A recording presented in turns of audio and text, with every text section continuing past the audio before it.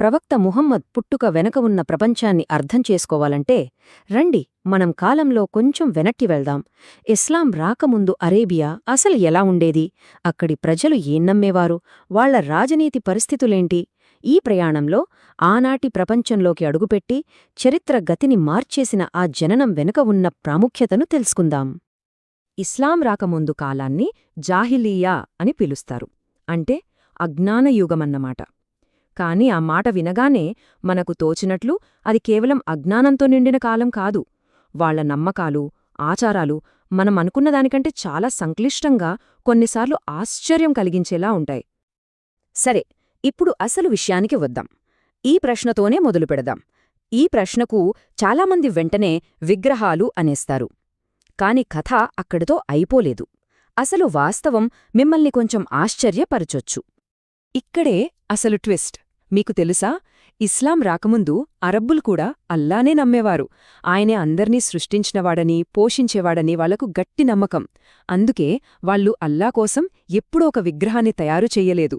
ఆయనను ఒక రూపంలో బంధించడం సాధ్యం కాదని వాళ్లకు తెలుసు. ఈ విషయం ఖురాన్లోనే ఉంది చూడండి.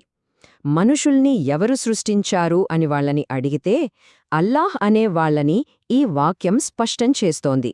అంటే ప్రవక్త వచ్చి వాళ్లకి ఒక కొత్త దేవుణ్ణి పరిచయం చెయ్యలేదు. మనుషులే కాదు, ఈ భూమి, ఆకాశాలు, ఈ విశ్వాన్ని కూడా అల్లాయే సృష్టించాడని వాళ్లు నమ్మారు. ఆయనని ప్రభువుగా అంగీకరించారు. మరి సమస్య ఎక్కడొచ్చింది? వాళ్ళు ఆయనని నమ్ముతే ఈ విగ్రహాల గొడవేంటి? అసలు సమస్య వాళ్ల ఆరాధనా పద్ధతిలోనే ఉంది. అదే కదా అసలు పాయింట్. ఒకే దేవుణ్ణి నమ్ముతూ విగ్రహాలను కూడా ఎందుకు పూజించారు? దాని వెనక వాళ్లకో లాజికుంది. అదేంటో ఇప్పుడు చూద్దాం. వాళ్ల ఆలోచనా విధానం ఎలా ఉండేదంటే, అల్లాహ్ చాలా గొప్పవాడు, సృష్టికర్త, ఆయనెంతో పవిత్రుడు. మరి పాపులమైన మనం నేలుగా ఆయన్ని ఎలా ప్రార్థించగలం అని అనుకునేవారు. అందుకే ఈ విగ్రహాలని దేవుళ్లుగా చూడలేదు వాళ్ళు. అల్లాహ్కి దగ్గర చేసే మధ్యవర్తులుగా, ఒక మీడియేటర్స్గా మాత్రమే భావించి పూజించేవారు. ఈ పద్ధతినే షిర్క్ అంటారు. ఇక్కడున్న విచిత్రమేంటంటే, వాళ్లు అల్లాని కాదనట్లేదు.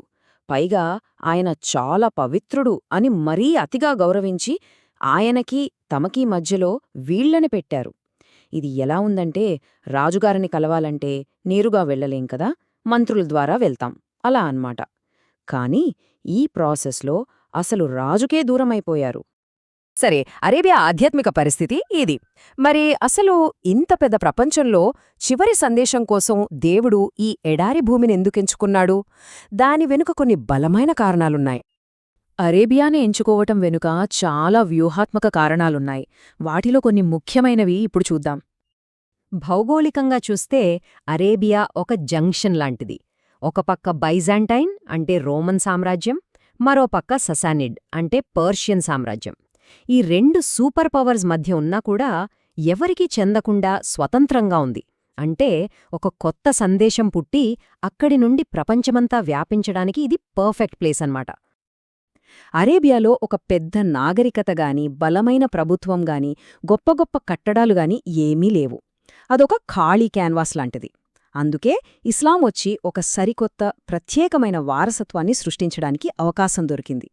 అంటే వాళ్లకొక నాగరికత లేకపోవడమే ఒక విధంగా వరమైంది. ఇక అరబ్బుల క్యారెక్టర్ కూడా ఒక ముఖ్య కారణం.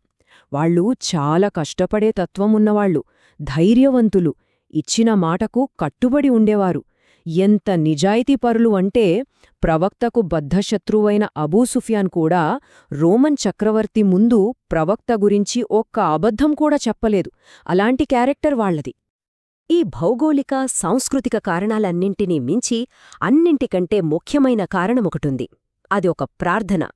100 సంవత్సరాల క్రితం ప్రవక్త ఇబ్రహీం కాబా దగ్గర నిలబడి తన వంశం నుండి ఒక ప్రవక్తను పంపమని దేవుడిని వేడుకున్నారు. ఆ ప్రార్థన ఫలించడమే దీనికి అసలు కారణం. ఇదంతా ఒక డివైన్ ప్లాన్లో భాగం. సరే, ఇప్పుడుదాకా మనం అప్పటి ప్రపంచం గురించి మాట్లాడుకున్నాం. ఇప్పుడు ఫోకస్ కొంచెం మార్చి ప్రవక్త ముహమ్మద్ గారి తల్లిదండ్రులు అబ్దుల్లా మరియు అమీనాల కథలోకి వెళ్దాం. వాళ్లది నిజంగా ఒక విషాద కథ. పెళ్లైన కొద్ది రోజులకే అబ్దుల్లా వ్యాపారం కోసం సిరియాకి వెళ్లారు. కానీ తిరిగి రాలేదు. మధ్యలోనే అనారోగ్యంతో చనిపోయారు. అప్పటికే అమీనా గర్భవతి.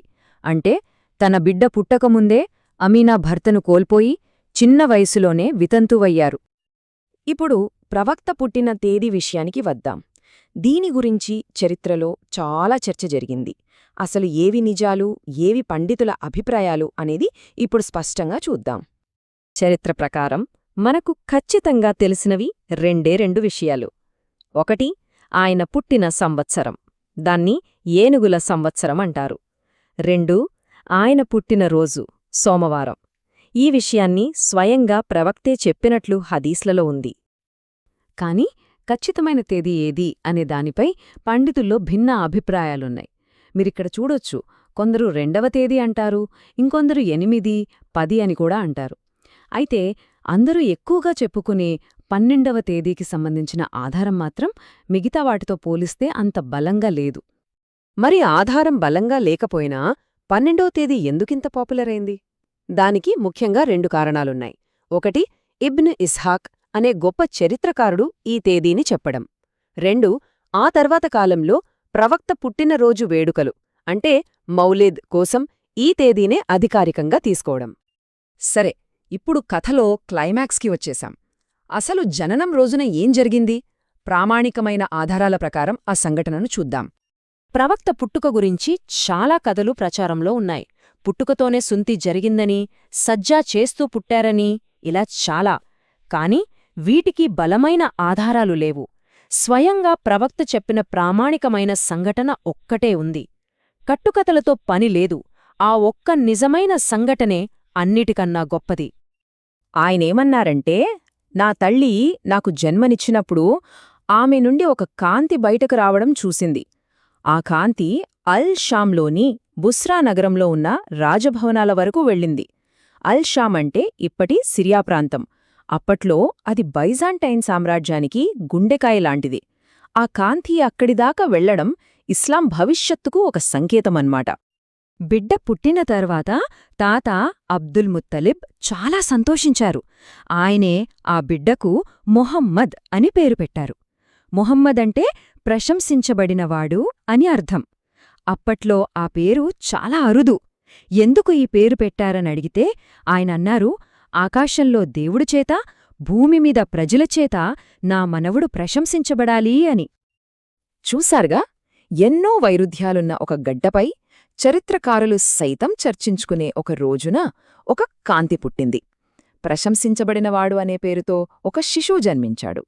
ఇప్పుడు అసలు ప్రశ్న ఏంటంటే, ఈ బిడ్డ ఆ పేరును ఎలా సార్థకం చేసుకుంటాడు? ఆ కాంతి ఈ ప్రపంచాన్ని ఎలా వెలిగిస్తుంది?